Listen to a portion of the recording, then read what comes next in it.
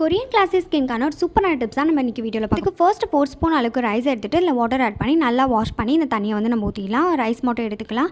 Next வந்துட்டு இதில் நம்ம வந்து வாட்டர் திரும்ப ஆட் பண்ணி இது நல்லா வந்துட்டு சோக் பண்ண விட்டுடலாம். நம்ம ஒரு 2 hours வந்து நம்ம இதை சோக் பண்ணிவிட்டு அந்த வாட்டரை மட்டும் நம்ம ஒரு பவுலில் எடுத்துக்கலாம். இதில் வந்து ரோஸ் வாட்டர் வந்துட்டு 1 ஸ்பூன் அளவுக்கும் ஆலிவேரா ஜெல் வந்துட்டு ஒரு 2 டேபிள் ஸ்பூன் ஆட் பண்ணிக்கோங்க. அதில் விட்டமின் இ கேப்சூல் வந்துட்டு நீங்கள் ஆட் பண்ணிக்கலாம். ஆயிலி ஸ்கின் இருக்கவங்க கண்டிப்பாக வந்து விட்டமின் இ கேப்சூலை வந்துட்டு ஸ்கிப் பண்ணிக்கலாம்.